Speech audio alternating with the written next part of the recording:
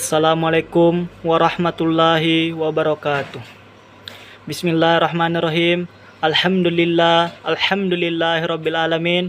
Wassalatu wassalamu ala asrofil anbiya'i wal mursalin wa ala alihi washabihi rasulillahi ajmain, amma ba'd.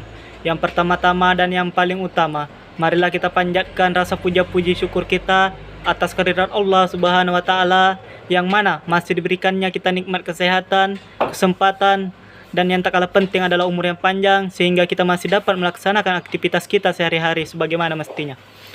Kedua kalinya, salawat serta salam tidak lupa kita panjatkan kepada arwah junjungan kita, yakni Nabi besar Muhammad sallallahu alaihi wasallam, dengan bersama-sama kita mengucapkan Allahumma sholli ala Sayyidina Muhammad wa ala ali Sayyidina Muhammad. Semoga dengan salawat yang kita kirimkan, kita akan mendapatkan syafaat beliau di akhirat nanti. Amin, amin, amin, ya rabbal alamin. Baiklah, langsung saja. Yang saya hormati Bapak Edi Marwan, MPD SPDI, selaku dosen pengampu mata kuliah Akidah Akhlak. Perkenalkan sebelumnya, nama saya Ahmad Akbar dari kelas B Peternakan dengan NIM 121801131434 dari Prodi Peternakan UIN Suskaryau. Baiklah, di sini saya akan mencoba menjelaskan semampu saya dan sebisa saya mengenai tentang akhlak kepada Allah Subhanahu wa taala dan akhlak kepada Rasulullah sallallahu alaihi wasallam. Yang pertama, akhlak kepada Allah Subhanahu wa taala. Mungkin semua rekan-rekanku sudah tahu apa itu akhlak kepada Allah Subhanahu wa taala. Di sini saya akan mencoba kembali menjelaskan apa itu akhlak kepada Allah Subhanahu wa taala. Akhlak kepada Allah Subhanahu wa taala adalah suatu sikap atau perbuatan kita sebagai makhluk Allah. Dan ada 4 bagian kenapa kita harus berakhlak kepada Allah. Yang pertama, karena Allah lah yang ciptakan manusia, dan yang kedua, karena Allah lah yang memberikan berupa panca indera pendengaran maupun penglihatan, dan yang ketiga, karena Allah Subhanahu wa taala lah yang memberikan prasarana demi keberlangsungan hidup, dan yang keempat, karena Allah Subhanahu wa taala lah yang memberikan kemampuan manusia yang ada di dunia ini maupun di laut, di udara maupun di daratan. Baik, saya masuki saja yang kedua, yaitu macam-macam akhlak kepada Allah Subhanahu wa taala. Di sini ada 8 bagian macam-macam akhlak kepada Allah Subhanahu wa taala, dan saya akan mencoba menjelaskan satu persatu. Yang pertama, taat terhadap perintahnya. Taat terhadap perintahnya di sini, kawan, maksudnya kita mentaati dan melaksanakan seluruh apa yang diperintahkan kita kepada Allah. Dan saya ambil sebagai contoh, yaitu menjalankan sholat 5 waktu, 2 berpuasa, 3 berzakat, dan keempat berbuat baik kepada orang tua, menyayangi dan mengasihinya. Dan yang kelima ataupun yang terakhir, menjadikan Al-Quran sebagai pedoman kita. Dan saya masuki saja bagian yang kedua, yaitu tawakal. Tawakal di sini adalah maksudnya berserah diri. Kita bisa mengambil contoh yang pertama, selalu bersyukur jika mendapatkan nikmat dari Allah dan selalu bersabar ketika kita mendapat cobaan. Contoh yang kedua, selalu berdoa dan menyerahkan diri atas apa yang telah kita lakukan sebelumnya. Yang ketiga ataupun yang terakhir, selalu berprasangka baik terhadap Allah Subhanahu wa taala atas kejadian apa yang kita terima. Dan bagian ketiga, memiliki rasa tanggung jawab atas amanah yang diembankan. Di sini amanah dapat dibagikan menjadi 3 macam bagian, yaitu amanah terhadap Allah Subhanahu wa taala, dan amanah terhadap sesama manusia, dan amanah terhadap diri kita sendiri. Saya bisa mengambil contoh sebagai amanah terhadap Allah Subhanahu wa taala. Contoh pertama adalah melaksanakan ibadah salat 5 waktu, dan yang kedua mengeluarkan zakat, baik zakat fitrah ataupun zakat mal. Yang ketiga, berbuat baik kepada sesamanya. Dan adapun contoh amanah terhadap sesama manusia adalah menjaga rahasia dan tidak menyalahgunakan. Dan amanah terhadap diri sendiri adalah memelihara. Yang pertama, contohnya memelihara semua nikmat Allah yang sudah kita diberikan, yaitu harta benda, kesehatan, serta umur yang panjang. Dan yang contoh kedua ataupun yang terakhir, memelihara apa yang telah kita punya.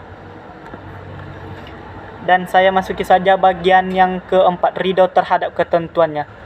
Di sini ridho terhadap ketentuannya, kita sebagai manusia harus patuh apa yang sudah Allah kita perintahkan. Kita ridho, harus kita terima ketentuan qada dan qadar. Dan yang bagian kelima, senantiasa bertobat kepadanya. Kita sebagai manusia, kawan, tidak luput dari kesalahan, dan bahkan kita hampir setiap hari berbuat dosa ataupun maksiat kepada Allah Subhanahu wa taala.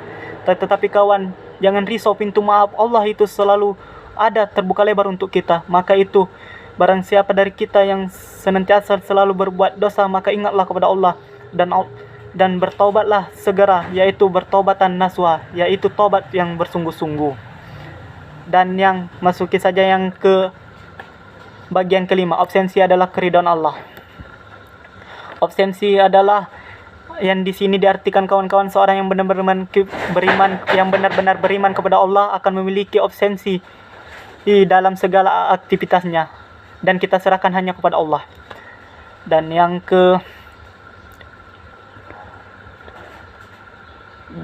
keenam,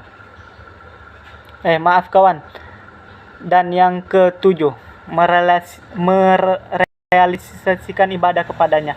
Maksudnya di sini adalah, saya ambil contoh. Contoh pertama, sholat 5 waktu. 2, mengaji, tidak menyekutukan Allah, takut kepada Allah.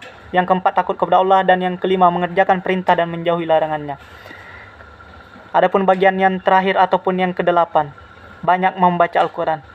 Kita sebagai makhluk Allah, kita sebagai manusia, sebagai makhluk Allah, kita diwajibkan membaca Al-Quran, karena Al-Quran adalah suatu pedoman hidup atau petunjuk kita dan sebagai penyelamat kita di akhirat nanti. Masuki saja pembahasan yang ketiga, yaitu akhlak kepada Rasulullah SAW. Mungkin rekan-rekanku semua sudah pada tahu apa itu akhlak kepada Rasulullah SAW, namun saya akan menjelaskan sedikit apa itu akhlak kepada Rasulullah SAW. Selain kita berakhlak kepada Allah, kita juga sebagai umat muslim harus berakhlak kepada Nabi Muhammad SAW. Dan kita sebagai umat beliau, kita wajib mentaati dan menjalani segala perintahnya dan menjauhi segala larangannya. Baiklah rekan-rekanku, untuk mempersingkat waktu, saya masuki saja pembahasan saya yang keempat ataupun yang terakhir, macam-macam akhlak kepada Rasulullah SAW. Di sini ada 5 bagian macam-macam akhlak kepada Rasulullah SAW. Yang pertama, yaitu menghidupkan sunnah. Maksudnya di sini kawan, apa itu menghidupkan sunnah? Yaitu bermakna mengembalikannya kembali hidup jika ia ditemukan sedang mati suri ayat-ayat Allah. Dan bagian yang kedua, taat. Taat di sini maksudnya sama halnya dengan menjalani segala perintahnya dan menjauhi segala larangannya. Dan yang bagian yang ketiga, membaca salawat dan salam. Maksudnya di sini adalah kita sebagai umat Nabi Muhammad SAW wajib dan mengikuti ajarannya dan menjadikan salawat tersebut adalah berkat kecintaan kita kepada Nabi Muhammad SAW.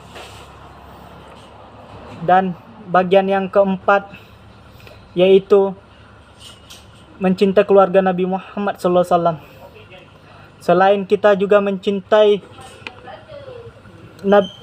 Allah Subhanahu Wa Taala, kita juga wajib mencintai Nabi Muhammad SAW dan terutama kepada keluarga, kerabat maupun sahabat-sahabatnya.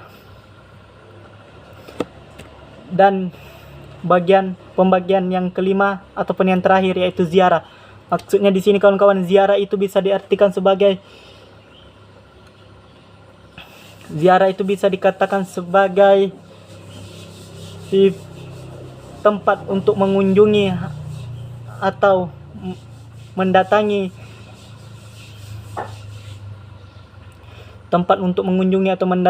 orang-orang yang telah mendahului kita. Contohnya seperti nabi-nabi, para nabi, pahlawan, wali-wali, serta keluarga dan kerabat terdekat kita. Baiklah rekan-rekanku semua, mungkin hanya itu pembahasan atau penjelasan yang dari saya yang bisa saya sampaikan, dan mohon maaf apabila ada kesalahan dalam perkataan ataupun ucapan saya. Saya mohon maaf sebesar-besarnya, karena kesalahan tersebut murni datangnya dari saya, dan apabila adanya kebenaran itu datangnya dari Allah. Sekian, wassalamualaikum warahmatullahi wabarakatuh.